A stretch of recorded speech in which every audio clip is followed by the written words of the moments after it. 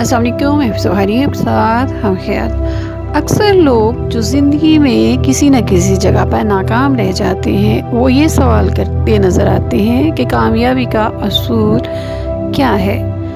दुनिया में कामयाबी का जो असूल पहला तस्लीम किया जाता है वो ये है, ये प्रोएक्टिव होना, यानी पहले से ही किसी काम के लिए तैयार रहना।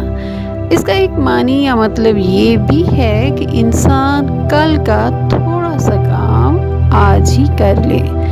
यानी ऐसे लोग जो प्रोएक्टिव यानी पहले से ही प्लानिंग करने वाले होंगे, ऐसे लोग मौसर साबित होते हैं, यानी कामयाब गिने जा सकते हैं। जबकि इसके बरअक्स बड़ी तादाद रिएक्टिव यानी रद्द अमल के मफरूज़े पर अमल करती है। यानी जब उनके सर पर काम पड़ता है तो वो काम करने का सोचते हैं। इसका मतलब ये है कि वो लोग अपना कीमती वक्त ज़ाया कर रहे होते हैं। वो वक्त जो आगे आने वाली ज़िम्मेदारी के बारे में सोचना चाहिए था, उसका खाका उनके जहन में होना चाहिए था, वो कीमती वक्त ज़ाया कर चुके होते हैं। तो फिर ऐसे लोग रिएक्टिव यानी गैर मौसर लोगों की लिस्ट में आ जाते हैं। ऐसे लोगों की सबसे बड़ी ख़तरनाक बात ये होती है कि जैसे ही उनको किसी चैलेंज का सामना करना पड़ता है,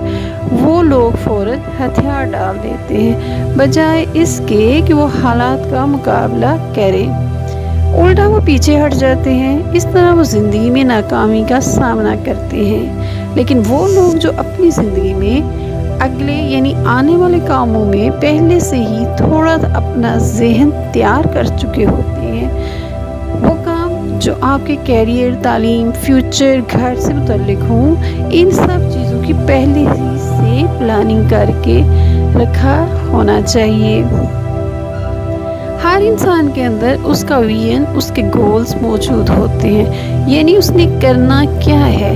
अगर आपकी ज़िंदगी में मकसद और टारगेट मौजूद नहीं है तो फिर आप कामयाबी हासिल नहीं कर सकते। आप ज़िंदगी से क्या चाहते हैं, ये बात अपने ऊपर वाज़े करें और अपना मकसद हासिल करने की पूरी कोशिश करें। याद रखें, इंसान अपने अंदर मौजूद खाका को सिर्फ खुद ही समझ सकता है।